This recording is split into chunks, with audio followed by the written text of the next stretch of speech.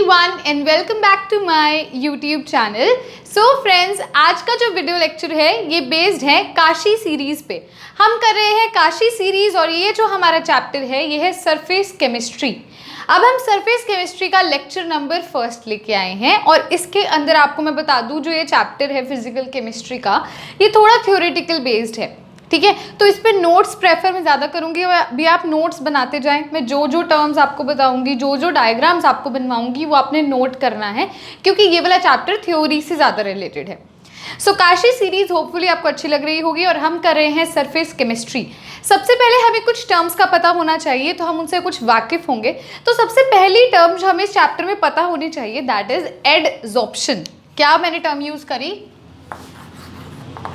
Adsorption.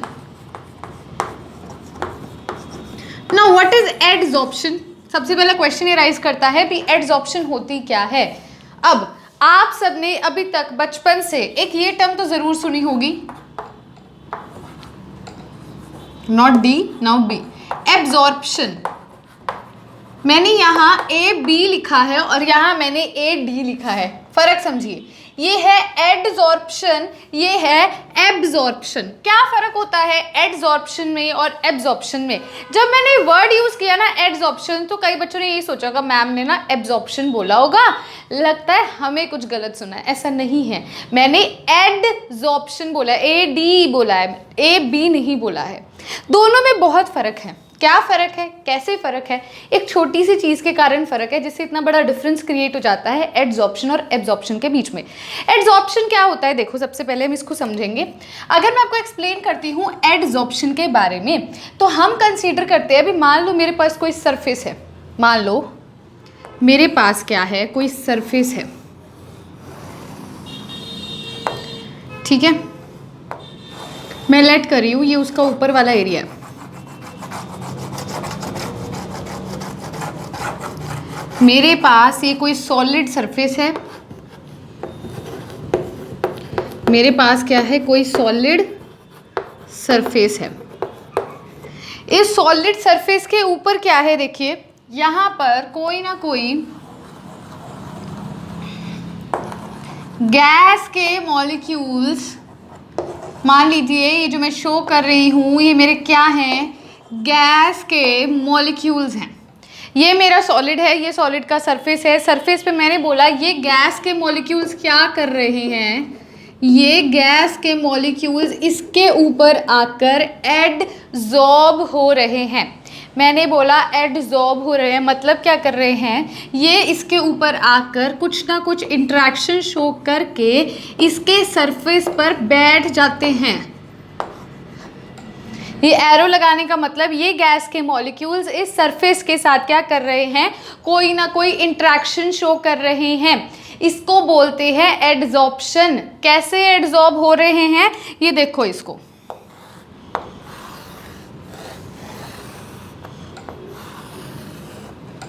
ये मैं मोटा इसलिए दिखा रही हूँ, इसके कहने का मतलब है ये सरफेस है। अभी आपको 3D में भी बताती हूँ कैसे कह रही हूँ, ठीक है। कि यही सॉलिड का सरफेस है, ये गैस के मॉलिक्यूल जिस पे आकर एडजॉर्ब हो गए, मतलब ऐसे ये गैस के मॉलिक्यूल है, ये भी गैस का मॉलिक्यूल है, ये भी गैस का मॉलिक्यूल है। ये गैस के मॉलिक्यूल्स ने यहाँ पर आकर क्या शो करी, एडजॉर्प्शन शो करी। ये क्या होता है, देखो एक मैं आपको बोल रही हूँ कि ये सरफेस है, ये कुछ मॉलिक्यूल्स हैं, फॉर एग्जांपल ये मेरे मॉलिक्यूल्स हैं, ये मॉलिक्यूल्स इस पे आगे से बैठ गए, ये एडजॉर्प्शन होता है। और एब्जॉर्प्शन क्या होता है?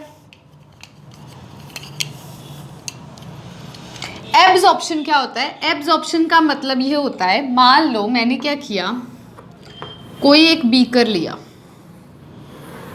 कोई एक बीकर लिया, इस बीकर के अंदर मैंने कोई सॉल्यूशन डाल दिया। फॉर एग्जांपल मैंने कोई भी सॉल्यूशन डाल दिया, वाटर का ही ले लो, चलो मैंने वाटर ले लिया, सॉल्यूशन भी छोड़ो, मैंने ये वाटर ले लिया। इस बीकर के अंदर मैंने पानी ले लिया और इसके अंदर अब मैं क्या डालने वाली हूँ, इसके अंदर मैं एक, ये मेरा स्पंज है। स्पंज आप सबको पता होगा ना, घर पे अब्बा कई बार यूज़ करते हैं, स्पंज है। ये मैंने इसके अंदर डाल दिया, डिप कर दिया इसके अंदर। जब मैं इस स्पंज को बाहर निकालती हूँ ये स्पंज को मैंने बाहर निकाला, थोड़ा मोटा हुआ पड़ा है और इसके अंदर पानी भरा पड़ा है। ठीक है, मैंने एक स्पंज लिया, उसको पानी में डाला और बाहर निकाल के देखा तो इस स्पंज के अंदर पानी भरा हुआ है, ये मोटा हुआ पड़ा है।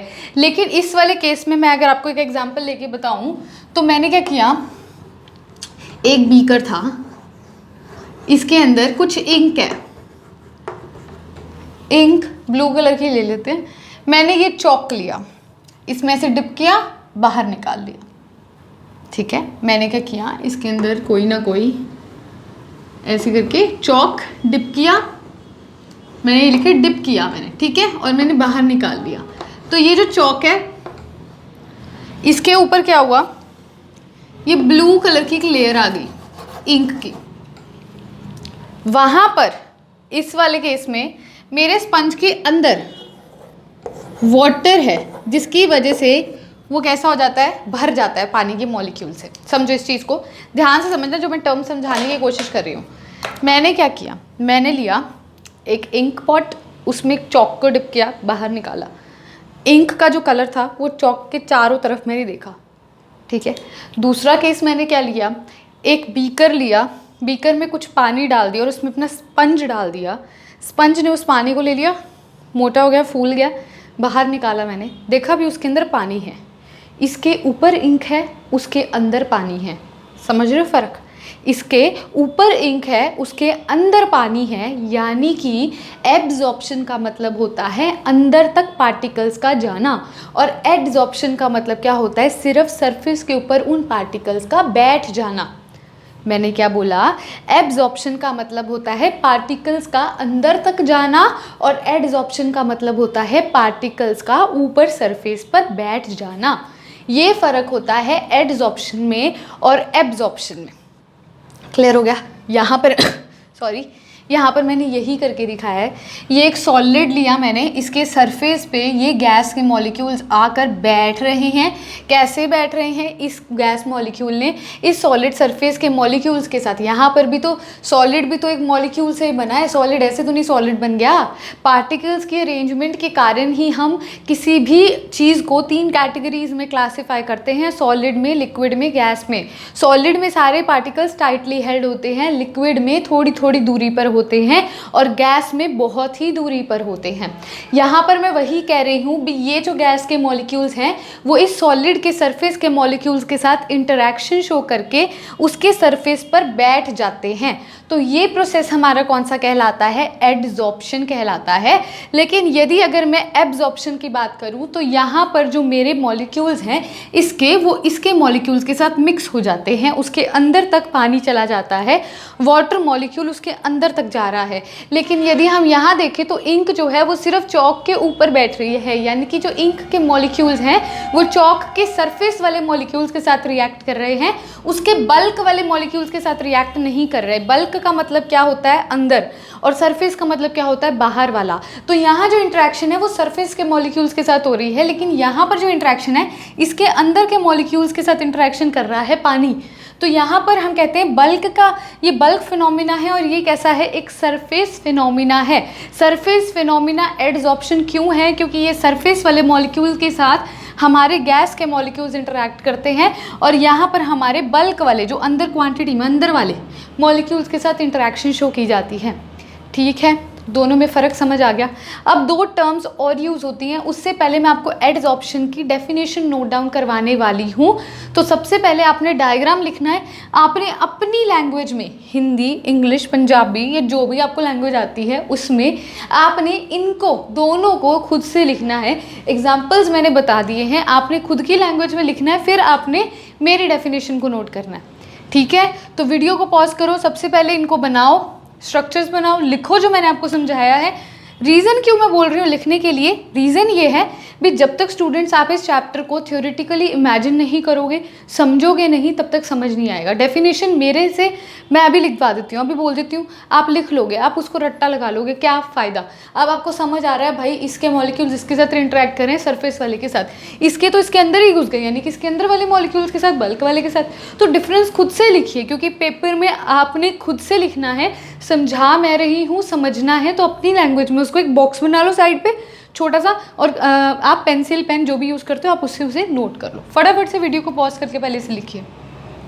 हाँ जी स्टूडेंट्स, तो अभी मैंने आपको बताया भी एड्सॉर्प्शन क्या होता है और एब्जॉर्प्शन क्या होता है। अब आपको मैं डेफिनेशन करवाने लगी हूँ एड्सॉर्प्शन की। तो डेफिनेशन देखिए, the phenomena of increase in concentration, ऐसा फिनोमिना जिसके अंदर कंसंट्रेशन बढ़ जाती है। समझो कहाँ पर बढ़ जाती है? बढ़ जाती है सरफेस पे, एट सरफेस फोर्स, यानी कि ये हमारा सॉलिड का सरफेस है। यहाँ पर कुछ पार्टिकल्स अगर मैं आपको शो करूँ तो ऐसे होंगे, राइट?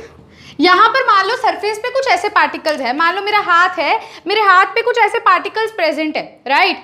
अब मैं बोल रही हूँ ऊपर से कोई आ रही है गैस और वो इस सॉलिड सरफेस पे कुछ इस प्रकार से एडजॉर्ब होने वाली है। देखो अब यहाँ पहले इतने मॉलिक्यूल्स थे, अब यहाँ इतने मॉलिक्यूल्स होने वाले हैं, यानी कि मॉलिक्यूल्स की कंसेंट्रेशन सरफेस पर बढ़ गई। मॉलिक्यूल्स की कंसेंट्रेशन जब सरफेस पे बढ़ जाती है उसको भी हम क्या कहते हैं? एड्सॉर्प्शन कहते हैं। तो आप इसको और भी किस तरह से लिख सकते हो? आप इसको इस तरह से लिख सकते हो, the process in which absorbent, ठीक है, interacts with adsorbent at the surface. अब आप इस चीज को समझो, यहाँ पर मैंने आपको क्या बोला? सरफेस के ऊपर ये होता है, ठीक है? मैंने दो वर्ड्स यूज करे, एड्सॉर्बेट, एड्सॉर्बेंट। ये क्या चीज है? देखो, एड्सॉर्बेट, और दूसरी टर्म जो मैंने यूज की है दैट इज एड्सॉर्बेंट। एड्सॉर्बेट क्या होता है? एड्सॉर्बेंट क्या होता है? इसको ध्यान से समझने की हम कोशिश करेंगे। एड्सॉर्बेट वो होता है जो सरफेस के ऊपर आकर चिपक रहा है, उसके साथ इंटरेक्शन शो कर रहा है। अभी बताऊंगी इंटरेक्शन दो तरह की होती है, कौन सी होती है। मैंने बोला एड्सॉर्बेट एक ऐसा मॉलिक्यूल है, एक ऐसे मतलब हम कहें सॉलिड भी हो सकता है, लिक्विड भी हो सकता है, गैसियस भी हो सकता है, जो ऊपर से हमारे सरफेस पे आकर क्या हो रहा है? एड्सॉर्ब हो रहा है। और एड्सॉर्बेंट क्या होगा? जिसके ऊपर आकर एड्सॉर्ब हो रहा है। ये मॉलिक्यूल इसके ऊपर आकर चिपक रहा है, इसके ऊपर आकर इसके मॉलिक्यूल्स के साथ इंटरेक्शन कर रहा है। So this is my adsorbate and this is my adsorbent. अब यहाँ पर अगर मैं बात करती हूँ तो एड्सॉर्बेट क्या होगा, एड्सॉर्बेंट क्या होगा, पता चल रहा है? एड्सॉर्बेट मेरा यहाँ पर गैस मॉलिक्यूल्स होगा, एड्सॉर्बेट मेरे यहाँ पर गैस मॉलिक्यूल्स होंगे, और एड्सॉर्बेंट मेरे यहाँ पर क्या होंगे? सॉलिड का सरफेस होगा, ठीक है? तो एड्सॉर्बेट अब कितनी तरह के हो सकते हैं? It can be solid, it can be liquid, it can be gaseous, लेकिन एड्सॉर्बेंट हमेशा हमारा सॉलिड और लिक्विड होगा। अब आप कहोगे मैम गैसियस क्यों नहीं? अरे गैसियस पे कैसे कोई सरफेस आकर एड्सॉर्ब होगा? सोच के देखो, गैसियस पे कैसे होगा? सॉलिड हो सकता है, लिक्विड हो सकता है, गैसियस हो सकता है, जो ऊपर से आकर नीचे चिपक रहा है, उसके मॉलिक्यूल्स ऊपर से नीचे आ सकते हैं, लेकिन नीचे वाला गैसियस कैसे होगा? गैसेस बनती कैसे? देखो मैंने बोला ये सॉलिड भी हो सकता है, लिक्विड भी हो सकता है, गैस भी हो सकता है। मतलब ये वाला पोर्शन जो ऊपर से नीचे आकर हमारे क्या करेगा? इंट्रैक्शन शो करेगा।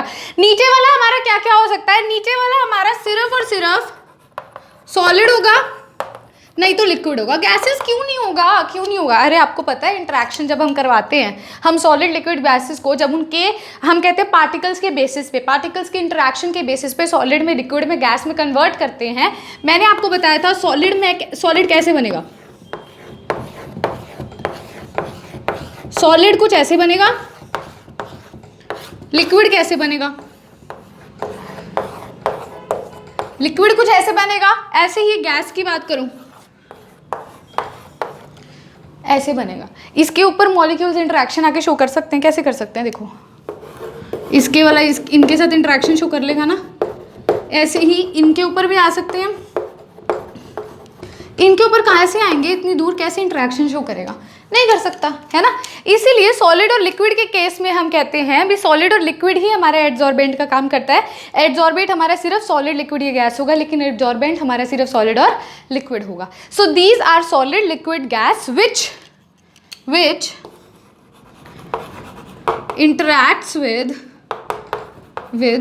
interacts with molecules of the surface.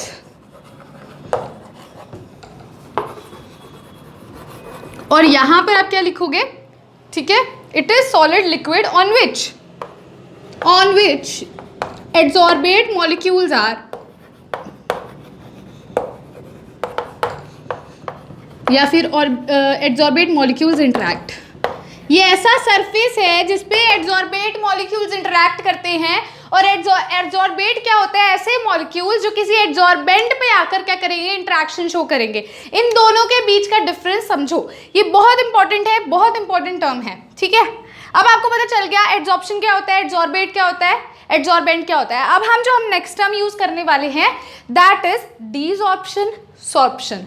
तो उससे पहले वीडियो को पॉज करके आप इन सबको क्या करने वाले हो, नोट डाउन करने वाले हो स्टूडेंट्स। तो अभी हमने देखा एड्जॉर्प्शन क्या होता है, एब्जॉर्प्शन क्या होता है। अभी मैंने आपको एड्जॉर्बेट के बारे में बताया, एड्जॉर्बेंट के बारे में बताया। अब मैं आपको कुछ एग्जांपल्स बता रही हूँ एड्जॉर्बेंट के, यानी कि ऐसे सरफेस के जिसके ऊपर एड्जॉर्बेट आकर क्या हो रहा है, एड्जॉर्प्शन शो कर रहा है। तो क्या एग्जाम्पल्स हो सकते हैं, सबसे पहला एग्जाम्पल हमारा हो सकता है एक्टिवेटेड चारकोल। बहुत इंपॉर्टेंट एग्जाम्पल है, बहुत इंपॉर्टेंट है, बताऊंगी क्यों है, एक डेली लाइफ का एग्जाम्पल भी दूंगी जहां पर एक्टिवेटेड चारकोल जो है वो एड्जॉर्बेंट का काम कर रहा है। यूजुअली जो ये एक्टिवेटेड चारकोल है ना, मतलब जो चारकोल है उसको कहाँ पर यूज़ किया गया है एक टाइम पे, मतलब जब माइनिंग का प्रोसेस होता था ना, तो उस टाइम पर क्या है, कुछ सालों जैसे पहले, तो जो मास्क होते हैं ना माइनिंग के मतलब प्रोसेस के टाइम पे जो वर्कर्स होते हैं वो एक मास्क सा वियर करते हैं और उस मास्क के अंदर चारकोल होता है। चारकोल अब एड्जॉर्बेंट का काम कैसे करेगा, वो उस मास्क के अंदर जो बाहर की पॉइजनस गैसेस है ना वो आकर एडजॉर्ब होंगी, समझ रहे हो। मैंने आपको बोला मास्क है, मास्क एड्जॉर्बेंट का काम कैसे कर रहा है, मास्क के अंदर चारकोल है जो एड्जॉर्बेंट का काम कर रही है। अब उसके ऊपर कौन से मॉलिक्यूल्स आकर एड्जॉर्ब होंगे, पॉइजनस गैसेस आकर एड्जॉर्ब होंगी। तो जो माइनिंग का प्रोसेस है वहां पर जो वर्कर्स वियर करते हैं मास्क, वो यहाँ पर इस चीज़ का काम करता है, भी जितने भी गैसेस पॉइजनस गैसेस हैं वो इसे एड्जॉर्ब कर लेगा। तो एक एड्जॉर्बेंट का बहुत अच्छा एग्जांपल जो कि आपको अब हमेशा याद रहेगा। दूसरा एग्जांपल है प्लैटिनम, पैलेडियम, निकल, ठीक है, और सिलिका जेल। सिलिका जेल भी बहुत इंपॉर्टेंट है और आपको याद रहेगा, कैसे याद रहेगा, सिलिका जेल आप सबने लेदर के बैग्स लिए होंगे घर पे, आप सबके मतलब लाइक मदर ने लेदर बैग लिया होगा या बॉटल्स ली होंगी, वाटर बॉटल, उसके अंदर आपको एक छोटा सा पाउच दिखता है, छोटा सा पाउच होगा वाटर बॉटल के अंदर या सिलिका जेल के अंदर, और सॉरी लेदर बैग के अंदर। तो वो जो छोटा सा पाउच है that is the silica gel का पाउच। अब वो एड्जॉर्बेंट का काम क्या कर रहा है, वो जितना भी मॉइस्चर होगा, क्योंकि it is a closed container, it is a closed packet, भी वो खराब ना हो, जितना भी मॉइस्चर है उसके अंदर वो उसको एड्जॉर्ब करेगा, एडजॉर्ब करेगा, एब्जॉर्ब नहीं एडजॉर्ब करेगा, मतलब उसके सरफेस पे जितने भी मॉइस्चर है वो स्टिक हो जाएगा। इसीलिए हम सिलिका जेल के पाउच को किसी लेदर बैग के अंदर या वाटर बॉटल के अंदर फिट करते हैं। तो ये किसका एग्जाम्पल हो जाएगा, गिलाटिन इसका एग्जाम्पल हो जाएगा, Al2O3 और स्टार्च भी इसके वन ऑफ द एग्जाम्पल्स हैं एड्जॉर्बेंट के। अब जो फर्दर डेफिनेशन आते हैं उसे हम नोट करते हैं, उससे पहले वीडियो को पॉज करके आप इसे नोट कीजिए। हाँ जी स्टूडेंट्स, अभी हमने एग्जाम्पल्स देखे एड्जॉर्बेंट के, ऐसे सब्सटेंस की जिसके ऊपर हमारा सॉलिड, लिक्विड या गैसियस मॉलिक्यूल आकर क्या कर रहा है, एड्जॉर्प्शन कर रहा है। अब जो हम केस लेने वाले हैं वो मैं आपको समझाने लगी हूँ भी एब्जॉर्प्शन और सॉर्प्शन क्या होता है। अभी हमने एड्जॉर्प्शन और एब्जॉर्प्शन में डिफरेंस समझा था, तो पहले एब्जॉर्प्शन की आप डेफिनेशन नोट कर लो। एब्जॉर्प्शन बेसिकली क्या होता था, जब मैंने आपको बताया था भी मैंने स्पंज लिया और उसको मैंने वाटर के एक बीकर में डाल दिया, तो उस स्पंज ने क्या किया, सारा पानी उसके अंदर चला गया। अंदर जाने का मतलब क्या हुआ, भी वो जो पानी है उसकी बॉडी के अंदर मैं कहूँ भी यूनिफॉर्मली डिस्ट्रीब्यूट हो गया, तो that is known as absorption, absorb होना। एड्जॉर्ब का मतलब क्या होता था, जो सरफेस के ऊपर है। तो एब्जॉर्प्शन की क्या डेफिनेशन हो जाएगी, when a substance is uniformly distributed, जब एक सब्सटेंस यूनिफॉर्मली मतलब इक्वल अमाउंट में डिस्ट्रीब्यूट होता है through out the body of solid, liquid, ठीक है, सॉलिड या फिर लिक्विड। देखो मैंने आपको बताया था एड्जॉर्बेंट जो होता है, यानी कि जिसके ऊपर आकर एड्जॉर्ब हो रहा है हमारा मॉलिक्यूल, वो एड्जॉर्बेंट सॉलिड भी हो सकता है, लिक्विड भी हो सकता है। तो अगर मैं कहूँ ऊपर से सॉलिड आ रहा है, लिक्विड आ रहा है, गैस आ रहा है, वो क्या करेगा, अगर उसके अंदर तक यूनिफॉर्मली डिस्ट्रीब्यूट हो जाए, इक्वली डिस्ट्रीब्यूट हो जाए चारों तरफ, तो वो क्या हमारा प्रोसेस कहलाएगा, एब्जॉर्प्शन कहलाएगा, ठीक है। अब आता है सॉर्प्शन क्या होता है। सॉर्प्शन एक ऐसा प्रोसेस होता है जिसके अंदर एडजॉर्प्शन और एब्जॉर्प्शन दोनों साइमल्टेनियसली अकर करते हैं, मतलब एक साथ अकर करते हैं। अब आप कहोगे ये कैसे हो सकता है, आपने बोला एब्जॉर्प्शन का मतलब अंदर तक क्या होना, वो सिंक कर जाना, अंदर तक मॉलिक्यूल चला जाएगा, और एडजॉर्प्शन का मतलब सरफेस के ऊपर रहना। तो सॉर्प्शन मतलब इकट्ठे प्रोसेस होना, दोनों चीज़ें इकट्ठे कैसे हो सकती है। इसका एग्जाम्पल है इंक वाला। मैंने आपको बोला मैंने एक बीकर लिया, उसके अंदर इंक है, मैंने अपना चौक उसके अंदर डिप किया, जैसे मैंने चॉक डिप किया तो चॉक के ऊपर एक लेयर आ जाएगी, ऊपर लेयर आने का मतलब एडजॉर्प्शन, और थोड़ी देर तक आप उसको रखे रखो तो क्या होगा, उसके अंदर भी तो चले जाएंगे ना उसके पार्टिकल्स, गीला हो जाएगा आपका चॉक, अंदर भी चले गए, यानी कि वो एब्जॉर्प्शन भी हो रही है। एडजॉर्प्शन बाहर वाली लेयर पे और एब्जॉर्प्शन अंदर वाली लेयर पे। तो इंक पॉट के अंदर जब हमने चॉक को डिप किया तो वो दोनों केसेस शो कर रहा है, ठीक है। तो जब वो दोनों साइमल्टेनियसली एक साथ अकर करती है, एडजॉर्प्शन भी और एब्जॉर्प्शन भी, वो हमारा प्रोसेस क्या कहलाता है, सॉर्प्शन कहलाता है, ठीक है। अब अगर मैं सम अप करना चाहूँ हमारे एडजॉर्प्शन को, सॉर्प्शन को या एब्जॉर्प्शन को, तो मैं इसको कैसे सम अप कर सकती हूँ, एक डायग्राम के थ्रू सम अप करके दिखाती हूँ। फॉर एग्जाम्पल मेरा कोई भी ये मॉलिक्यूल है, कोई भी ये मॉलिक्यूल है, ठीक है। अगर मैं कहूँ भी इसके सरफेस के ऊपर क्या, और इस दूसरे कलर से हम दिखाते हैं, अगर मैं आपको बोलूँ इसके सरफेस के ऊपर, मान लो ये मॉलिक्यूल्स है, सिर्फ इसके सरफेस के ऊपर क्या कर रहे हैं, आकर बैठ रहे हैं, इंटरेक्शन शो कर रहे हैं, तो ये प्रोसेस कौन सा होगा, ये हमारा होता है एडजॉर्प्शन। अगर मैं आपको बोलूं मेरे ये जो है ऐसा ऐसा मॉलिक्यूल है, इसके अंदर, इसके बाहर नहीं, सिर्फ और सिर्फ इसके अंदर मॉलिक्यूल्स क्या कर रहे हैं, इंटरेक्शन शो कर रहे हैं यूनिफॉर्मली, मतलब सारी तरफ, चारों तरफ, तो वो क्या हो जाएगा, एब्जॉर्प्शन। क्या हो जाएगा ये हमारा एब्जॉर्प्शन। और अगर मैं आपको बोलूं मेरा ये सब्सटेंस है, इसके बाहर मैंने क्रॉस से मॉलिक्यूल को रिप्रेजेंट किया, इसके बाहर एज वेल एज इसके अंदर मॉलिक्यूल क्या करे, इंटरेक्शन शो करे, इसके अंदर क्या हो जाए, सिंक कर जाए, बाहर भी और अंदर भी, तो यहां पर क्या हो जाएगा, ये हमारा सॉर्प्शन हो जाएगा। कौन सा,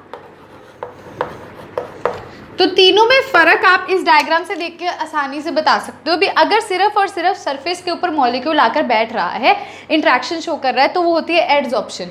अगर सिर्फ और सिर्फ उसके अंदर मॉलिक्यूल्स जा रहे हैं, सरफेस पे नहीं बैठ रहे हैं, तो वो होती है एब्जॉर्प्शन। और अगर दोनों तरफ ही आपको देखने को मिल रहा है, अंदर भी मॉलिक्यूल आ रहा है और बाहर भी मॉलिक्यूल है, तो वो क्या होता है, सॉर्प्शन होता है, ठीक है। अब एक टर्म होती है डीजॉर्प्शन।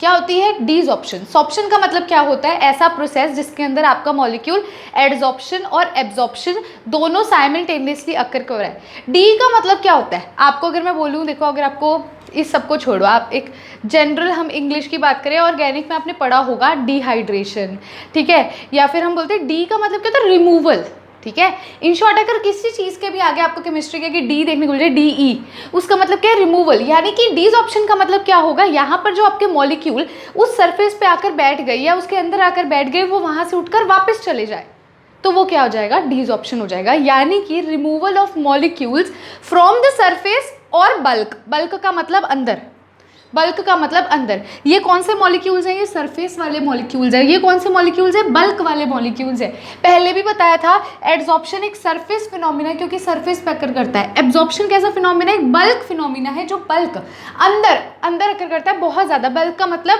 इन अ लार्ज अमाउंट, जो कि यूनिफॉर्मली डिस्ट्रीब्यूटेड है, पूरा भरा हुआ है, ठीक है। तो यहाँ पर ये हमारा इनका डिफरेंस था। साथ ही साथ मैंने बोला डिसऑर्प्शन के केस में क्या होगा, ये जो मॉलिक्यूल्स या तो सरफेस पे है या तो जो इसके अंदर है वो यहाँ से उठकर वापस चले जाए। अगर वो वापस चले जाते हैं मतलब वो रिमूव हो जाते हैं, तो वो क्या कहलाती है, डिसऑर्प्शन कहलाती है। तो मैं डेफिनेशन डिक्टेट कर रही हूँ, आप नोट डाउन करोगे। एक और चीज़ क्यों ऐसा होता है, आप कहोगे करोगे कैसे, आ तो गए, वो इंट्रैक्शन शो कर रहे हैं मैम, इनके बीच में बॉन्ड है, बॉन्ड को तोड़ोगे कैसे, टेम्परेचर दो, हीट प्रोवाइड करो। आपने दो मॉलिक्यूल्स को हीट प्रोवाइड करी, उसका बॉन्ड टूटेगा ना, टेम्परेचर दो, प्रेशर दो। टेम्परेचर या प्रेशर की वजह से डिसऑर्प्शन अकर करती है, ठीक है। तो डेफिनेशन लिखेंगे, on increasing temperature, on increasing temperature और pressure the molecules from surface or bulk gets removed, ठीक है। जो क्या करती है, बल्क से या फिर सरफेस से क्या हो जाए, रिमूव हो जाए। तो वो कौन सा प्रोसेस हमारा कहलाता है, वो कहलाता है डिसऑर्प्शन। वो क्या कहलाएगा, डिसऑर्प्शन कहलाएगा, ठीक है। क्लियर है। वीडियो को पॉज करके पहले इन सबको नोट करोगे। इस चीज़ को ना देखो जितना अभी तक हमने पढ़ा उसको हमने इन 3 डायग्राम में सम अप कर दिया है, तो इन 3 डायग्राम को ना स्टार लगा के हाईलाइट कर लेना। अगर मान लो आप पेपर में रिवीजन कर रहे हो ना, आप इसको देखोगे ना, कोई भी बच्चा देख के बता देगा भी यहाँ पर ये कोई चीज़ बाहर प्रेजेंट है, यहाँ पर अंदर प्रेजेंट है और यहाँ पर दोनों तरफ है। उसके ऊपर लिखा है एड्सॉर्प्शन, यानी कि इसके सरफेस पे ये एड्सॉर्ब होगा, ये इसके अंदर एड्सॉर्ब होगा और ये दोनों पे एब्सॉर्ब होगा। तो आपको ऑटोमेटिकली याद आ जाएगा डायग्राम को देख के, आपको इतना सारा रीड भी करने की जरूरत नहीं पड़ेगी। तो इसको स्टार मार्क करके बना लीजिएगा और अपनी टर्म्स में आपने सारा कुछ भी नोट डाउन करना है। हाँ जी स्टूडेंट्स, अब हम क्या करने वाले हैं, आगे उसके टाइप्स पे पहुंचने वाले हैं। उससे पहले आपसे एक चीज डिस्कस करना चाहूंगी। हमने थर्मोडायनेमिक्स के अंदर स्पॉन्टेनियस और नॉन स्पॉन्टेनियस प्रोसेसेस के बारे में पढ़ा है। स्पॉन्टेनियस प्रोसेस वो होता है जो खुद से अकर करता है और नॉन स्पॉन्टेनियस वो होता है जिसे हमें या तो कोई फोर्स देनी पड़ती है या कोई एक्शन करना पड़ता है जिसकी वजह से वो अकर होगा, या तो हम टेम्परेचर प्रोवाइड करेंगे, मतलब कुछ ना कुछ हमें करना पड़ता है। Non spontaneous is the one जो खुद से अकर नहीं करेगा। स्पॉन्टेनियस में डेल्टा जी नेगेटिव होता है और नॉन स्पॉन्टेनियस के अंदर डेल्टा जी पॉजिटिव होता है। ये हमने क्लास 11th के अंदर स्टडी किया था। अब यहाँ पर उसका क्या रोल है, यहाँ उसका ये रोल है कि हमारा जो एड्सॉर्प्शन होता है, एब्जॉर्प्शन की बात नहीं करनी, पूरी सरफेस केमिस्ट्री हमारी एड्सॉर्प्शन के ऊपर डील करेगी। मैं आपको कह रही हूँ जो हमारा एड्सॉर्प्शन होता है वो स्पॉन्टेनियस प्रोसेस है, यानी कि वो खुद से अकर करता है। देखो मैंने एक चॉक को सिर्फ डिप किया है, प्रोसेस तो खुद ब खुद हुआ है ना, लेयर तो खुद ब खुद हुई है, इंट्रैक्शन तो खुद ब खुद हुई है, मैंने तो कुछ भी नहीं किया ना, जस्ट हमने एक डिप भी तो किया है, वो तो हम करेंगे, कोई रिएक्शन है तो वो क्या है, एक स्पॉन्टेनियस प्रोसेस है। आई एम सेइंग यू भी हमारा जो एड्सॉर्प्शन होता है वो कैसा प्रोसेस है, स्पॉन्टेनियस। तो मैं आपसे पूछती हूँ, मुझे ये बताओ भी जो आपकी डेल्टा एच की वैल्यू आएगी वो पॉजिटिव आएगी या नेगेटिव आएगी? पॉजिटिव नेगेटिव से इसका क्या मतलब है, मतलब भी आपकी रिएक्शन एक्सोथर्मिक होगी या एंडोथर्मिक, आप कैसे बता सकते हो? तो देखो मैंने बोला एड्सॉर्प्शन एक स्पॉन्टेनियस प्रोसेस है, यानी कि जो आपका इधर डेल्टा जी होगा स्टूडेंट्स वो क्या होगा, नेगेटिव। स्पॉन्टेनियस प्रोसेस के लिए डेल्टा जी नेगेटिव होता है और +1 में हमने एक फॉर्मूला पढ़ा है, वो क्या होता है, delta G is equals to delta H minus T delta S. ये हम एक फॉर्मूला पढ़ते आ रहे हैं, कहाँ पर, हम ये फॉर्मूला +1 के अंदर पढ़ते आ रहे हैं। डेल्टा जी किसके इक्वल होता है, delta H minus T delta S के। मैं बोलती हूँ डेल्टा जी मेरी क्या है, ये वाली साइड जो मेरी है ये नेगेटिव, ये राइट हैंड साइड है, ये मेरी लेफ्ट हैंड साइड है, हमें इतना तो पता है। ये मेरी क्या है, RHS है राइट हैंड साइड, और ये मेरी क्या है, लेफ्ट हैंड साइड है, LHS। मैं आपको यहाँ पर बोल रही हूँ भी स्टूडेंट्स मेरी लेफ्ट हैंड साइड क्या हो गई, नेगेटिव हो गई, मतलब मेरी राइट हैंड साइड भी नेगेटिव होगी, तभी दोनों इक्वल होंगे। तो अब मतलब इस टर्म को नेगेटिव करना है। अब आप मेरे को एक चीज़ बताओ, खुद से सोच के बताओ, डेल्टा एस यहाँ पर क्या होगा? डेल्टा एस जो होता है बेसिकली वो यहाँ पर नेगेटिव होता है, ठीक है। डेल्टा एस क्या होगा, नेगेटिव। क्यों नेगेटिव होगा? डेल्टा एस का मतलब क्या होता है, एंट्रोपी चेंज। एंट्रोपी चेंज क्या होता है? एंट्रोपी होता है रैंडमनेस ऑफ मॉलिक्यूल्स। रैंडमनेस का मतलब क्या होता है भी मॉलिक्यूल की क्षमता इधर उधर भागने की, इधर उधर चलने की, रैंडमनेस। मतलब मैं आपको कह रही हूँ भी पहले क्या हुआ, आपका एक सरफेस है, मान लो ये सरफेस है, इस पर कोई मॉलिक्यूल्स ऊपर से आके एड्सॉर्ब हो रहे हैं, ठीक है। उसके बाद क्या हो रहा है, एक टाइम के बाद एड्सॉर्प्शन हो जाती है स्टूडेंट्स, लेकिन क्या अब उसी क्षमता से वो मॉलिक्यूल्स वहां आकर एड्सॉर्ब होंगे? नहीं, उनकी रैंडमनेस क्या हो रही है, डिक्रीज कर रही है। रैंडमनेस मॉलिक्यूल्स की डिक्रीज कर रही है, यानी कि डेल्टा एस क्या हो गया, नेगेटिव हो गया। डेल्टा एस अगर मेरा नेगेटिव होगा तो ये पूरी की पूरी टर्म क्या हो जाएगी, पॉजिटिव, क्योंकि नेगेटिव इंटू नेगेटिव क्या होता है, पॉजिटिव। ये मेरी टर्म क्या हो गई, पॉजिटिव। लेकिन मैंने बोला था अभी ये लेफ्ट हैंड साइड अगर नेगेटिव है तो ये पूरा भी हमारा क्या होना चाहिए, नेगेटिव। ये पॉजिटिव हो गया, मतलब इसको नेगेटिव होना होगा और इसको इससे ज़्यादा होना होगा, तभी ये नेगेटिव के इक्वल होगा। यानी कि जो हमारा डेल्टा एच है वो क्या होता है, पॉजिटिव होता है, and it is more than T delta S, sorry वो क्या होता है, नेगेटिव होता है। मैंने ये बोला ना भी इसके इक्वल करना है, वो क्या होता है, नेगेटिव होता है, और इतना ज़्यादा होता है क्योंकि देखो अगर मान लो ये -30 है और ये क्या हो जाए, मैं कह देती हूँ इसकी वैल्यू तो पॉजिटिव में आएगी, +15 है तो ही -15 आंसर आएगा ना। अगर मान लो ये अपना +60 है और ये -30 है, फिर अपना आंसर पॉजिटिव में आएगा, लेकिन हमें हमारा आंसर नेगेटिव में चाहिए। इसका मतलब डेल्टा एच क्या होगा, नेगेटिव होगा। और क्या होगा, हमारा जो डेल्टा एच है, हम मोड लगा देते हैं, मैथ्स में हम करते थे ना, मोड लगा देते थे, इसका मतलब कोई साइन है ना तो वो हमेशा पॉजिटिव में माना जाए। वो क्या होना चाहिए, मोर होना चाहिए then T delta S. Negative होना चाहिए डेल्टा एच, और क्या होना चाहिए, टी डेल्टा एस से ज़्यादा होना चाहिए। जब डेल्टा एच हमारा क्या होता है, बेसिकली नेगेटिव होता है, उसको हम क्या बोलते हैं, एक्सोथर्मिक प्रोसेस। तो ये हमारा कैसा प्रोसेस हो जाएगा, एक्सोथर्मिक प्रोसेस हो जाएगा। क्यों एक्सोथर्मिक होगा, क्योंकि यहाँ पर डेल्टा एच नेगेटिव है, यानी कि हीट क्या है, रिलीज हो रही है, ठीक है, तो ये बहुत इंपॉर्टेंट कंसेप्ट है जिसके बारे में आपको पता होना चाहिए। अब एक और टर्म सुनो, अब आती है हमारी टाइप्स ऑफ एड्सॉर्प्शन। उससे पहले हम करेंगे फैक्टर्स अफेक्टिंग एड्सॉर्प्शन। भी क्या फैक्टर्स है जो एड्सॉर्प्शन को अफेक्ट कर रहे हैं, क्या क्या फैक्टर्स होते हैं जिनकी वजह से एड्सॉर्प्शन पे फर्क पड़ता है, जैसे कि टेम्परेचर हो जाता है, प्रेशर हो जाता है। तो हम ये देखेंगे भी टेम्परेचर बढ़ाते हैं तो एड्सॉर्प्शन बढ़ती है या कम होती है, प्रेशर बढ़ाते हैं तो एड्सॉर्प्शन कम होती है बढ़ती है। उससे पहले वीडियो को पॉज करके इसको नोट करेंगे। हाँ जी स्टूडेंट्स, तो अब देखिए यहाँ पर मैंने बोला फैक्टर्स अफेक्टिंग एड्सॉर्प्शन, मतलब एड्सॉर्प्शन हमारी किन किन फैक्टर्स पे डिपेंड करती है, मतलब क्या चीज़ हम बढ़ाएं या क्या चीज़ हम घटाएं। ठीक है, sorry for the disturbance students. तो मैं बोल रही हूँ क्या चीज़ हम इंक्रीज करें या क्या चीज़ डिक्रीज करें जिसके कारण हमारी एड्सॉर्प्शन जो है उस पर फर्क पड़े। तो सबसे पहली चीज़ जिससे एड्सॉर्प्शन पे फर्क पड़ता है वो क्या है, नेचर ऑफ एड्सॉर्बेंट, यानी कि जिसके ऊपर एड्सॉर्प्शन होने वाली है, जिस सरफेस पे एड्सॉर्प्शन होने वाली है उसके नेचर पे डिपेंड करती है एड्सॉर्प्शन। क्यों, देखो मान लो मेरे हाथ है, ठीक है, अब ये मत कहना आपके हाथ पे एड्सॉर्प्शन कैसे होगी, मैं एक लेट कर रही हूँ एग्जांपल, भी इतनी जगह है, ठीक है, इतनी जगह है, और एक मैं कह रही हूँ ये बोर्ड की जगह है।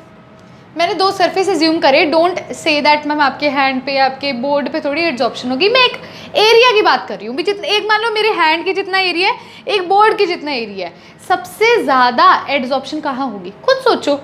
जहाँ पर ज़्यादा मॉलिक्यूल्स होंगे, जितना ज़्यादा एरिया उतनी ज़्यादा एड्सॉर्प्शन, उतने ज़्यादा मॉलिक्यूल्स आएंगे। मेरा हाथ है इतना, मेरे हाथ का एरिया ही इतना है, तो ज़्यादा से ज़्यादा 10 मॉलिक्यूल्स आ जाएंगे। लेकिन बोर्ड इतना बड़ा है तो ये कम से कम कितने सारे मॉलिक्यूल्स को, 60-70 मॉलिक्यूल्स को आराम से ले लेगा। यानी कि जितना ज़्यादा सरफेस एरिया होता है उतनी ज़्यादा क्या होती है, एड्सॉर्प्शन होती है। तो यहाँ पे क्या लिखोगे, जितना ज़्यादा सरफेस एरिया किसका, एड्सॉर्बेंट का, उतना ज़्यादा क्या होता है हमारा, एड्सॉर्प्शन होता है। तो मैंने एक सिंपल सा फॉर्मूला आपको बता दिया, that surface area of adsorbent is directly proportion to adsorption. जितना ज़्यादा सरफेस एरिया होगा उतनी ज़्यादा हमारी क्या हो जाएगी, एड्सॉर्प्शन हो जाएगी। ठीक है, सिंपल था। अब मैं आपको बता दूं, जो सिलिका जेल है, एग्जाम्पल लेना, सिलिका जेल एंड चारकोल, जो ये है दोनों,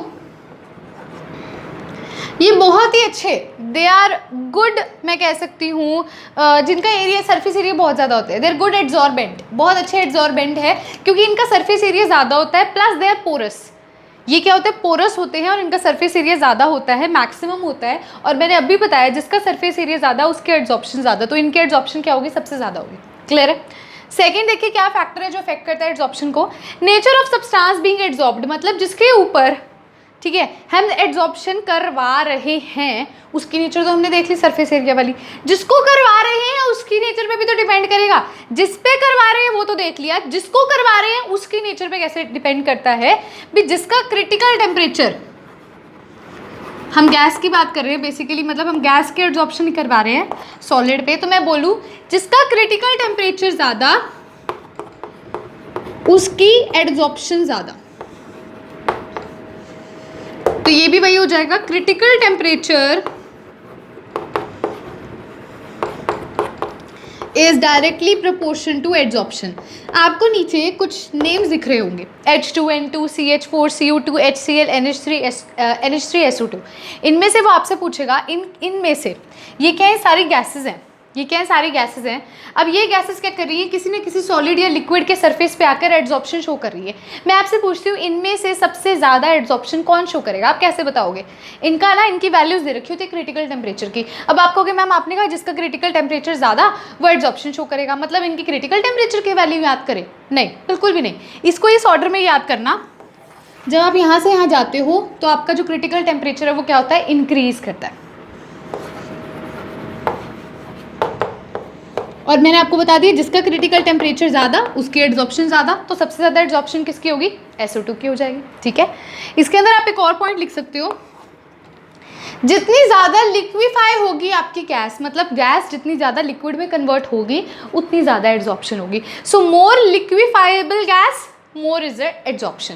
दो केसेस बताए, एक तो क्रिटिकल टेम्परेचर का, अगर क्रिटिकल टेम्परेचर ज़्यादा है तो एड्सॉर्प्शन ज़्यादा होगी, ये ट्रेंड याद कर लेना। दूसरा मैंने बोला मोर लिक्विफाइबल गैस, लिक्विफाइबल का मतलब क्या होता है, लिक्विड में कन्वर्ट करना, जो बहुत इजीली कन्वर्ट कर लेता है। More liquefiable gas more is the adsorption. ठीक है, क्लियर है? मतलब हमने देख लिया एडजॉर्बेंट के नेचर पे डिपेंड करता है, उसका सरफेस एरिया कंसीडर करके। जो ऊपर से एडजॉर्ब हो रहा है यानी कि एडजॉर्बेट, उसका नेचर देख के भी उसका क्रिटिकल टेम्परेचर देखो या उसका लिक्विफाइबल नेचर देखो। तो यहाँ से यहाँ पे जो इसका लिक्विफाइबल गैस सबसे ज़्यादा कौन सी होती है? SO2 होती है, वो भी इंक्रीज करता है। ठीक है, ये तीनों चीज़ें एक दूसरे से क्या है? कोरिलेटेड है। फिर आता है टेम्परेचर। थर्ड चीज़ आती है टेम्परेचर। हम जो है बेसिकली टेम्परेचर से कैसे कह सकते हैं, मैंने अभी आपको एक डायग्राम बना के दिखाया था। यहाँ देखो, मैं आपको बोलती हूँ ये मेरा सरफेस है, इसके ऊपर मेरी ये गैस आके एड्जॉर्ब होगी। मैंने क्या किया? इसको टेम्परेचर दे दिया, मतलब हीट प्रोवाइड करी। हीट प्रोवाइड करी तो इन दोनों के बॉन्ड टूट जाएंगे तो सरफेस ऐसे रह जाएगा और गैस के मॉलिक्यूल्स ऐसे हवा में उड़ जाएंगे। ठीक है, इंट्रैक्शन टूट जाएगी टेम्परेचर बढ़ाने पे। यानी कि टेम्परेचर बढ़ाने पे एड्जॉर्प्शन क्या हो रही है? डिक्रीज हो रही है। क्यों? क्योंकि एड्जॉर्प्शन का मतलब होता है भी गैस के मॉलिक्यूल्स इसके सरफेस पे आके क्या हो जाए? बैठ जाएं। जब वो हटते जाएंगे मतलब वो डिक्रीज होगी। तो जैसे ही मैं टेम्परेचर इंक्रीज करूंगी मेरी एड्जॉर्प्शन क्या है? डिक्रीज कर जाएगी। तो ये इसकी क्या हो जाएगी? Inversely proportion. क्लियर है? ठीक है, अब आता है प्रेशर। प्रेशर से क्या फ़र्क पड़ता है? तो देखो, प्रेशर डायरेक्टली प्रोपोर्शन होता है एड्जॉर्प्शन के। कैसे? जितना ज़्यादा आप ऊपर से प्रेशर दोगे उतनी ज़्यादा गैस के मॉलिक्यूल्स उस पर चिपकेंगे ना जाके। ऐसा तो है नहीं आप नीचे से कैसे प्रेशर दोगे? कंटेनर के अंदर आपका पड़ा है सॉलिड लिक्विड, ऊपर से प्रेशर दोगे, जितना दबाव दोगे, देखो यहाँ से अगर मैं इसको दबाव देने लग जाऊँ ये गैस के मॉलिक्यूल्स इस पे आके चिपक नहीं जाएंगे? तो जितना ज़्यादा आप प्रेशर दोगे उतनी ज़्यादा क्या होगी? एड्जॉर्प्शन होगी। ठीक है, तो ये कुछ फैक्टर्स थे जो हमारी एड्जॉर्प्शन को क्या करते हैं? अफेक्ट करते हैं। आपने इनको नोट करना है। अब हम करने लगे हैं टाइप्स ऑफ एड्जॉर्प्शन। हाँ जी स्टूडेंट्स, तो अब हम कर रहे हैं types of adsorption. Basically adsorption दो तरह की होती है, एक होती है फिजिकल एड्जॉर्प्शन, एक होती है केमिकल एड्जॉर्प्शन। फिजिकल एड्जॉर्प्शन को कहा जाता है फिजियो एड्जॉर्प्शन, दूसरा नाम है इसका। और केमिकल एड्जॉर्प्शन को और भी हम कह सकते हैं जैसे कि केमियोजॉर्प्शन। तो बेसिकली फिजिकल एड्जॉर्प्शन और केमिकल एड्जॉर्प्शन किस बेसिस पे मैंने इनको क्लासिफाई किया? तो मैंने इनकी इंटरेक्शन के बेसिस पे इनको क्लासिफाई किया। फिजिकल एड्जॉर्प्शन में जो हमारा सरफेस होता है, मान लीजिए मेरे ये सरफेस है और इस पे गैस के मॉलिक्यूल्स आकर क्या कर रहे हैं? एड्जॉर्ब हो रहे हैं। तो यहाँ पर जो इनके बीच की फोर्स ऑफ इंटरेक्शन होगी वो वॉन डर वाल फोर्स ऑफ इंटरेक्शन होगी। और केमिकल एड्जॉर्प्शन के अंदर जो इसके ऊपर सरफेस पे आकर गैस के मॉलिक्यूल्स एड्जॉर्ब हो रहे हैं उनके बीच में केमिकल बॉन्ड की फॉर्मेशन होगी।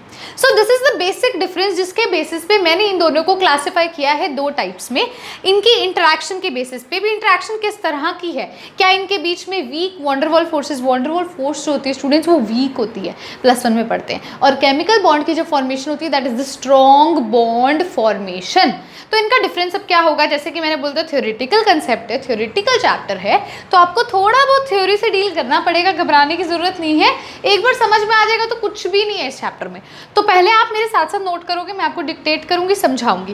पहला पॉइंट ये है, it arises due to the van der Waals forces. अभी बताया, जो हमारा एड्जॉर्बेट होता है यानी कि जो ऊपर से आकर एड्जॉर्ब कर रहा है, और जो हमारा एड्जॉर्बेंट होता है यानी कि जिस पे आकर एड्जॉर्प्शन शो कर रहा है, उनके बीच में किस तरह की इंटरेक्शन होती है? उनके बीच में von der Waals forces of interaction होती है, यानी कि उन दोनों के बीच में von der Waals forces act करती हैं जो कि वीक होती है इन नेचर। अब केमिकल एड्जॉर्प्शन में क्या होता है? It arises due to chemical bond. ये केमिकल बॉन्ड की फॉर्मेशन की वजह से राइज करती है, यानी कि जो हमारा एड्जॉर्बेट होता है जब वो एड्जॉर्बेंट पे एड्जॉर्ब हो रहा है तो उनके बीच की जो इंटरेक्शन होने वाली है, like this is the adsorbent, this is हमारा एड्जॉर्बेट, इनके बीच की जो इंटरेक्शन होने वाली है ये इंटरेक्शन हमारी केमिकल बॉन्ड की फॉर्मेशन करती है। Sorry for the disturbance. ठीक है, सेकेंड पॉइंट क्या है? It is not specific in nature. ये कोई स्पेसिफिक नहीं है, आराम से आके अपना एड्जॉर्ब हो जाता है, but this is specific in nature. ये स्पेसिफिक होता है नेचर में क्योंकि यहाँ पर केमिकल बॉन्ड की फॉर्मेशन हो रही है, ये स्पेसिफाइड होता है। मतलब एक बारी फॉर्म हो गया केमिकल बॉन्ड तो दूसरी बारी थोड़ी दूसरा मॉलिक्यूल आकर फिर से करेगा, उसने जगह ऑक्यूपाई कर ली।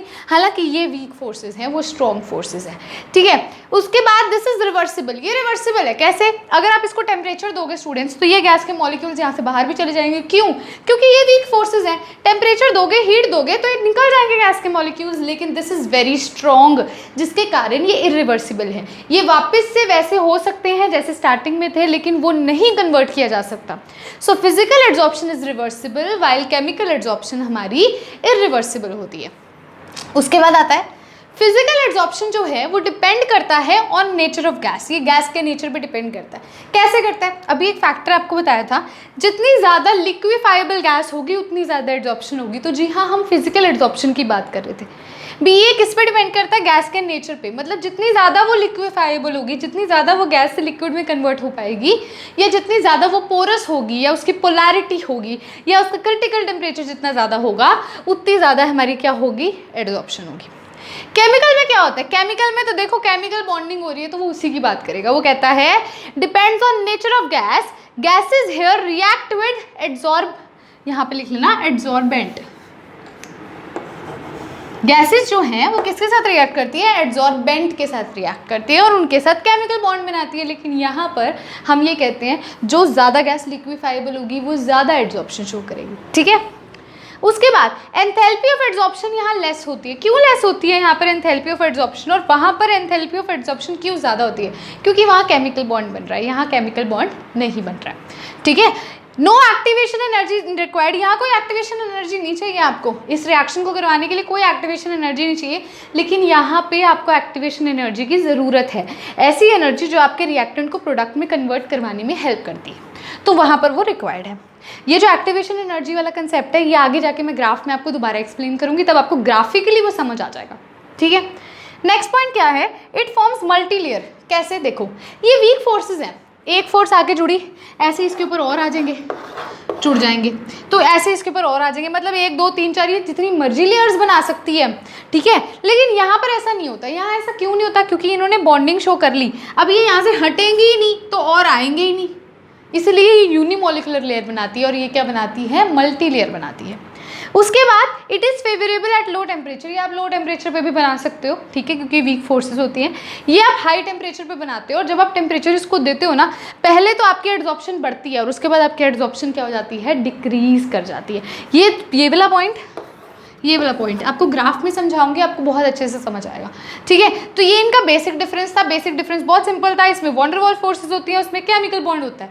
ये स्पेसिफिक नहीं होता, वो स्पेसिफिक होता है। ये नेचर पे डिपेंड करता है गैस के, कब नेचर पे डिपेंड करता है? जितनी ज़्यादा लिक्विफाइबल उतनी ज़्यादा एड्सॉर्प्शन, और वो क्या कहता है? वो तो रिएक्शन शो करता है ना। इसकी एंथैल्पी ऑफ एड्सॉर्प्शन कम होती है, उसकी ज़्यादा होती है। यहाँ एक्टिवेशन एनर्जी नहीं चाहिए, वहाँ चाहिए। ये फेवरेबल है लो टेम्परेचर पे, लेकिन वो हाई टेम्परेचर पे। तो ये क्या था? इन दोनों का बेसिक डिफरेंस था, फिजिकल एड्सॉर्प्शन का और किसका? केमिकल एड्सॉर्प्शन का। तो बेसिक जो एड्सॉर्प्शन की चीज़ें थी, एड्सॉर्प्शन की इंट्रोडक्शन थी, उसकी टाइप्स थी, एब्जॉर्प्शन क्या होता है, सॉर्प्शन क्या होता है, डीजॉर्प्शन क्या होता है, क्या फैक्टर्स हैं जो एड्सॉर्प्शन को अफेक्ट कर रहे हैं, हमने सारा इस लेक्चर के अंदर कवर कर लिया है। अब हम बढ़ने लगे हैं सीपीपी की तरफ। उससे पहले स्टूडेंट्स, इस लेक्चर के अंदर सारा थ्योरी वाला है और ये चैप्टर भी ज़्यादातर थ्योरी वाला है, तो नोट्स अपने बनाते चलेंगे।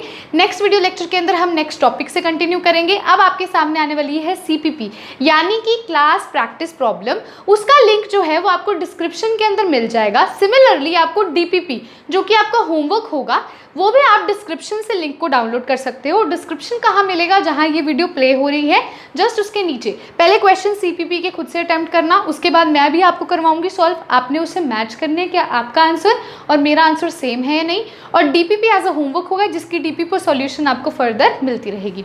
सो अब हम मिलते हैं सीपीपी के अंदर। स्टूडेंट्स, अब हम कर रहे हैं सीपीपी लेक्चर नंबर 1 की। तो आपको इसके जो क्वेश्चंस है वो डिस्क्रिप्शन के अंदर उसका लिंक मिल जाएगा। आप सबसे पहले उसे खुद से ट्राई करेंगे और आप खुद से अटेम्प्ट करके देखेंगे। जो हमने थ्योरी के अंदर पढ़ा है बस हम उसे क्या करने वाले हैं, क्वेश्चंस के अंदर इक्वेट करने वाले हैं। तो अब हम कर रहे हैं लेक्चर नंबर 1 की सीपीपी, और जो इसकी डीपीपी होगी वो आपको डिस्क्रिप्शन में उसका लिंक मिल जाएगा। डीपीपी का मतलब होता है डेली प्रैक्टिस प्रॉब्लम, और हम कर रहे हैं क्लास प्रैक्टिस प्रॉब्लम। ठीक है, अब हम चलते हैं सबसे पहले क्वेश्चन की तरफ। तो सबसे पहला क्वेश्चन हमें क्या कहता है? सबसे पहला क्वेश्चन है physical adsorption is appreciable at. हमने पढ़ा है 2 तरह की एड्सॉर्प्शन होती है, one is physical and one is chemical. Adsorption क्या होती है? बेसिकली 2 तरह की होती है, एक होती है फिजिकल और एक हमारी कौन सी होती है? केमिकल। तो आपसे ये यहाँ पर पूछा जा रहा है भी फिजिकल एड्सॉर्प्शन जो है वो किस टेम्परेचर पर जो है वो परफॉर्म होती है। तो पहला ऑप्शन है हायर टेम्परेचर, दूसरा ऑप्शन है लोअर टेम्परेचर, तीसरा ऑप्शन है रूम टेम्परेचर और चौथा है 100 डिग्री सेल्सियस।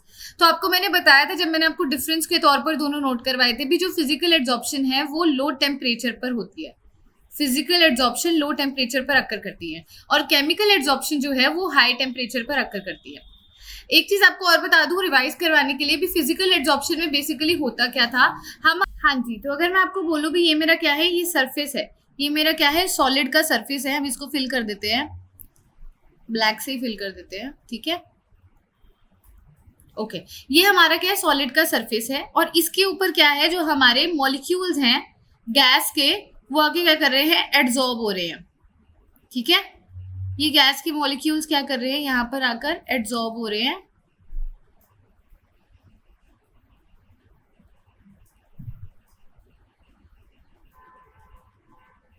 ऐसे। तो ऐसे ही कुछ गैस के मॉलिक्यूल्स आपको दिख रहे हैं जो इसके सरफेस पे क्या हो रहे हैं, एड्सॉर्ब हो रहे हैं। जब ये गैस के मॉलिक्यूल्स इस सरफेस पे एड्सॉर्ब होंगे स्टूडेंट्स, ठीक है, मान लीजिए कुछ गैस के मॉलिक्यूल्स हैं, इन सबको हम फिल कर देते हैं, हाँ जी। तो मैंने आपको बोला ये जो मान लीजिए येलो वाले हैं ये हमारे क्या हैं, गैस के मॉलिक्यूल्स हैं, और जो हमारा मैंने ब्लैक से शो किया है ये हमारा क्या है, सॉलिड का सरफेस है। तो मैं आपको बोल रही हूँ ये गैस के मॉलिक्यूल्स जब इसके साथ क्या करते हैं, इंटरेक्शन शो करते हैं, मान लो ये सॉलिड के मॉलिक्यूल्स हैं, तो जब ये गैस के मॉलिक्यूल्स इन सॉलिड के मॉलिक्यूल्स के साथ इंटरेक्शन शो करेंगे, तो ये अगर इंटरेक्शन जो है ये वॉन डर वाल फोर्स ऑफ अट्रैक्शन है, तो वो हमारी कौन सी एड्सॉर्प्शन हो जाती है, फिजिकल एड्सॉर्प्शन हो जाती है। और यहीं पर अगर मैं आपको ये बोल दूं कि केमिकल एड्सॉर्प्शन में क्या होता है, मान लीजिए जो हम बात कर रहे हैं यहाँ पर हमारा सॉलिड सरफेस है, मान लो ये हमारा सॉलिड सरफेस है, और इस सॉलिड सरफेस पे जो हमारे गैस के मॉलिक्यूल्स है वो कैसी अट्रैक्शन दिखा रहे हैं, जैसे मान लो ये गैस के मॉलिक्यूल्स हैं, तो ये किस तरह की अट्रैक्शन दिखा रहे हैं, यहाँ पर जो अट्रैक्शन हो, यहाँ पर केमिकल बॉन्ड की फॉर्मेशन हो। अगर यहाँ पर केमिकल बॉन्ड बनता है तो वो हमारी केमिकल एड्सॉर्प्शन होती है, अगर यहाँ पर वॉन डर वाल फोर्स ऑफ अट्रैक्शन होती है इन दोनों के बीच में, तो वो हमारी फिजिकल एड्सॉर्प्शन होती है। और मैंने आपको बताया था भी जब भी केमिकल बॉन्ड की फॉर्मेशन होती है तो this is very strong bond, और जो वॉन डर वाल फोर्स ऑफ बॉन्ड होता है वो वीक बॉन्ड होता है। तो जब भी केमिकल एड्सॉर्प्शन करवाई जाती है वो लो टेम्परेचर पे भी हम करवा सकते हैं, लेकिन केमिकल बॉन्ड की फॉर्मेशन हमेशा हमें हाई टेम्परेचर पे करवानी पड़ेगी क्योंकि this is very strong bond, ठीक है। तो इसका आंसर हमारा क्या हो जाएगा, भी फिजिकल एड्सॉर्प्शन लोअर टेम्परेचर पर होती है, यानी कि ऑप्शन नंबर बी हो जाएगा। अब हम चलते हैं हमारे सेकंड क्वेश्चन की तरफ। देखिए सेकंड क्वेश्चन क्या है, सेकंड क्वेश्चन हमें बोलता है which one of the following is not a correct statement, इनमें से कौन सी करेक्ट स्टेटमेंट नहीं है। Physical adsorption is reversible in nature, हाँ जी ये रिवर्सिबल होती है, मैंने आपको बताया था, तो ये तो करेक्ट है। उसने पूछा कौन सी करेक्ट नहीं है, सो ये तो ऑप्शन नहीं होगा। Physical adsorption involves von der वाल फोर्सेस, ये तो अभी आपको बता के हटी हूँ भी, उसके अंदर वॉन डर वाल फोर्सेस ऑफ अट्रैक्शन होती है, तो ये भी बिल्कुल सही है। थर्ड ऑप्शन क्या कहता है, rate of physical adsorption increases with increase of pressure on the adsorbate. तो मैंने आपको बताया था भी एड्सॉर्प्शन जो होती है वो डायरेक्टली प्रोपोर्शन होती है प्रेशर के, तो वो यही कह रहा है भी अगर आप प्रेशर को बढ़ाते हो तो एड्सॉर्प्शन का रेट बढ़ जाता है, तो ये भी सही है। लास्ट ऑप्शन क्या है, high activation energy is involve in physical adsorption, तो ये बिल्कुल गलत है। तो हमारा ऑप्शन नंबर डी क्या हो जाएगा, करेक्ट हो जाएगा, क्योंकि उसने पूछा रॉन्ग स्टेटमेंट बताओ। फिजिकल एड्सॉर्प्शन में एक्टिवेशन एनर्जी की रिक्वायरमेंट नहीं होती क्योंकि उसके अंदर वीक वॉन डर वाल फोर्सेस ऑफ अट्रैक्शन होती है। केमिकल बॉन्डिंग के अंदर हमें एक्टिवेशन एनर्जी की जरूरत होती है। अब हम चलते हैं हमारे क्वेश्चन नंबर थर्ड की तरफ। वो कहता है adsorption is accompanied by, adsorption कैसे पूरा होता है, decrease in entropy of the system, decrease in enthalpy of the system, या T delta S for the process is negative, या ऑल। तो मैं आपको एक बार फिर से याद करा देती हूँ, हमारा ये होती थी reaction delta G is equals to delta H minus T delta S, ये फॉर्मूला होता है। डेल्टा जी मैंने आपको बोला था भी जब भी एड्सॉर्प्शन होती है तो it is a spontaneous process, और स्पॉन्टेनियस के लिए डेल्टा जी नेगेटिव होता है, यानी कि डेल्टा जी हमारा क्या नेगेटिव है, तो इस पूरी टर्म को भी क्या होना होगा, नेगेटिव होना होगा। अब ये पूरी टर्म नेगेटिव कब होगी, देखो जब मैं बोलती हूँ इस चीज को ले लो, इसके आगे नेगेटिव को अपन बाद में देखेंगे। यहाँ पे देखो डेल्टा एस क्या होता है, डेल्टा एस होता है एंट्रोपी। एंट्रोपी क्या होती है, एंट्रोपी होती है रैंडमनेस ऑफ मॉलिक्यूल। पहले मॉलिक्यूल की रैंडमनेस ऐसी थी, मॉलिक्यूल आराम से घूम रहे थे, जैसे ही वो सरफेस पे आकर बैठे तो उसकी रैंडमनेस क्या हो गई, डिक्रीज हो गई। एड्सॉर्प्शन होने के कारण उसकी रैंडमनेस डिक्रीज हुई, तो डेल्टा एस की वैल्यू क्या आ जाएगी, डेल्टा एस की वैल्यू नेगेटिव आ जाएगी। ठीक है, उसके बाद अब देखो, अगर डेल्टा एस की वैल्यू नेगेटिव आ जाएगी तो टी डेल्टा एस भी ऑटोमेटिकली हमारा क्या हो जाएगा, नेगेटिव हो जाएगा, है ना। यानी कि डेल्टा एस नेगेटिव है, टी डेल्टा एस भी क्या है हमारा, नेगेटिव है। अब देखो, अगर मैं इस फॉर्मूला में delta G is equals to delta H minus T delta S वाले में ये वैल्यूज पुट करूं, डेल्टा एच हमें अभी कुछ नहीं पता, माइनस का sign as it is, T delta S कैसा है, नेगेटिव है, पूरा टर्म नेगेटिव हो गया ना। अब ये देखो, नेगेटिव नेगेटिव क्या हो जाएगा, पॉजिटिव। लेकिन अभी मैं आपको बता के हटी हूं भी, ये डेल्टा जी के इक्वल होता है और स्पॉन्टेनियस के लिए डेल्टा जी नेगेटिव है। अगर हमारा लेफ्ट हैंड साइड नेगेटिव है तो इसको भी नेगेटिव होना पड़ेगा, पर ये तो पॉजिटिव है, यानी कि डेल्टा जी डेल्टा एच को भी क्या होना पड़ेगा, नेगेटिव। अगर डेल्टा एच नेगेटिव होगा तभी left hand side right hand side के इक्वल होगी, यानी कि थर्ड हमने चीज क्या निकाल ली भी, डेल्टा एच भी हमारा क्या है, नेगेटिव है। अब आप अपने ऑप्शंस देखते हैं, हमारा सबसे पहला ऑप्शन जो यहाँ पे आता है वो क्या आता है, decrease in entropy of the system. Entropy delta H decrease हो रहा है, बिल्कुल सही है ऑप्शन ये। बी ऑप्शन देखो, decrease in enthalpy of the system, यानी कि डेल्टा एस, है ना, सॉरी एंट्रोपी होता है डेल्टा एस पहले वाला, तो डेल्टा एस अपना नेगेटिव है, एंथैल्पी है डेल्टा एच, एंथैल्पी भी क्या है, नेगेटिव है। T delta S for the process is negative, हाँ टी डेल्टा एस प्रोसेस भी हमारा क्या है, नेगेटिव है। तो कौन सा ऑप्शन हमारा करेक्ट हो जाएगा, ऑप्शन नंबर डी, यानी कि इसका आंसर हो जाएगा ऑल, तीनों के तीनों प्रोसेस हमारे क्या है, करेक्ट है। अब हम चलते हैं क्वेश्चन नंबर 4 की तरफ। क्वेश्चन 4 कहता है which gas is adsorbed easily at solid surface. तो मैंने आपको एक बताई थी, जब मैंने आपको क्रिटिकल टेम्परेचर के साथ इसका रिलेशनशिप बताया था, भी आप कैसे आइडेंटिफाई करोगे कौन सी गैस का एड्सॉर्प्शन हो रहा है। तो मैंने आपको बोला था हम इसको ऐसे लिखते हैं, H2 N2 CH4 CO2 HCl NH3 और SO2। मैंने बोला था जब आप H2 से SO2 की तरफ जाओगे तो एड्सॉर्प्शन क्या होगा, एड्सॉर्प्शन इंक्रीज होगा। क्यों इंक्रीज होगा, क्योंकि इनका जो क्रिटिकल टेम्परेचर है वो भी क्या होगा, इंक्रीज होगा। तो सबसे ज्यादा एड्सॉर्प्शन किस में होगी, SO2 में। तो ऑप्शन ए हमारा क्या हो जाएगा, करेक्ट हो जाएगा। ठीक है, ये आपको याद करवाया था मैंने। अब हम चलते हैं क्वेश्चन नंबर 5 की तरफ। क्वेश्चन 5 हमें कहता है extent of adsorption of a gas और सॉलिड डिपेंड्स ऑन, मतलब हम अभी मैंने आपको एक डायग्राम सा बना के दिखाया था ना, मैंने आपको बोला था अभी मान लीजिए हमारे ये सॉलिड सरफेस है, ठीक है, मैंने आपको बोल दिया मेरे ये क्या एक सॉलिड सरफेस है, इसके ऊपर मैंने क्या करनी है, अपनी गैस मॉलिक्यूल्स की ऐसे एड्सॉर्प्शन करवानी है। मतलब इसके ऊपर जब वो आकर सरफेस के मॉलिक्यूल्स के साथ इंटरेक्शन शो करेंगे, तो ये किस किस चीजों पे डिपेंड करता है। पहला फैक्टर, ये जो मैंने आपको फैक्टर्स नहीं करवाए थे ये वही है सारी चीजें। तो पहला ऑप्शन क्या है, नेचर ऑफ गैस, बिल्कुल मैंने बताया था गैस की नेचर पे डिपेंड करता है, ये वाली गैस की नेचर पे, इसकी क्रिटिकल टेम्परेचर पे डिपेंड करेगा। टेम्परेचर ऑफ गैस, हाँ गैस के टेम्परेचर पे भी डिपेंड करेगा। देखो जितना ज्यादा टेम्परेचर दोगे, ठीक है, उससे फर्क होगा, टेम्परेचर कम दोगे उससे भी फर्क पड़ेगा। फिर प्रेशर ऑफ गैस, हाँ ऊपर से जितना प्रेशर दोगे उतना ज्यादा क्या होगा, आपका एड्सॉर्प्शन होगा। तो तीनों के तीनों पोर्शन पे डिपेंड करता है। टेम्परेचर देखो गैस का, अब टेम्परेचर हाई हो या लो हो, लेकिन एड्सॉर्प्शन तो उस पर डिपेंड करती है ना, यानी कि इन तीनों फैक्टर्स पे हमारी एड्सॉर्प्शन डिपेंड करती है ना। तो अपना आंसर क्या हो जाएगा, ऑप्शन नंबर डी हमारा आंसर हो जाएगा। ठीक है, तो इस तरह के क्वेश्चन ही आपको वहां पे पेपर में मिलेंगे। अब देखिए क्वेश्चन नंबर 6 क्या है। क्वेश्चन 6 कहता है sorption is a term used when. तो मैंने आपको कुछ टर्म्स बताई थी। सबसे पहली टर्म मैंने आपको बताई एड्सॉर्प्शन। एड्सॉर्प्शन का मतलब क्या होता है भी, सरफेस के साथ जब हमारे मॉलिक्यूल्स इंटरैक्ट करते हैं। फिर मैंने आपको बताई एब्सॉर्प्शन, यानी कि जब हमारे जो इंटरेक्शन होती है वो पूरे बल्क के साथ होती है, पूरे सॉल्यूशन के साथ होती है। फिर मैंने आपको बताई डीसॉर्प्शन। डीसॉर्प्शन यानी कि जो मॉलिक्यूल्स आकर इंटरैक्ट हुए हैं वो वापस से अपनी पोजीशन पर चले जाएं। ठीक है, अब मैं आपको उसके बाद मैंने आपको बताई सॉर्प्शन। सॉर्प्शन क्या होता है, एक ऐसा प्रोसेस जिसमें एड्सॉर्प्शन और एब्सॉर्प्शन दोनों साइमल्टेनियसली अकर करते हैं। तो पहला ऑप्शन है एड्सॉर्प्शन टेक्स प्लेस, दूसरा है एब्सॉर्प्शन टेक्स प्लेस, तीसरा है बोथ। तो कुछ देखने की जरूरत ही नहीं है, हमारा आंसर क्या हो जाएगा, बोथ, क्योंकि एड्सॉर्प्शन और एब्सॉर्प्शन जब साइमल्टेनियसली टेक प्लेस करते हैं तो वो प्रोसेस हमारा क्या कहलाता है, सॉर्प्शन कहलाता है। ठीक है, तो क्वेश्चन नंबर 6 का जो हमारा आंसर हो जाएगा वो क्या हो जाएगा, सी बोथ। ठीक है, तो इसी तरह से हमारा जो ये वाला CPP है और आज का वीडियो लेक्चर है यहीं पर फिनिश होता है। मैंने आपको पहले बताया ये जो चैप्टर है थोड़ा थ्योरेटिकल है, तो इसमें आपको थ्योरी के क्वेश्चन ही ज्यादातर देखने को मिलेंगे।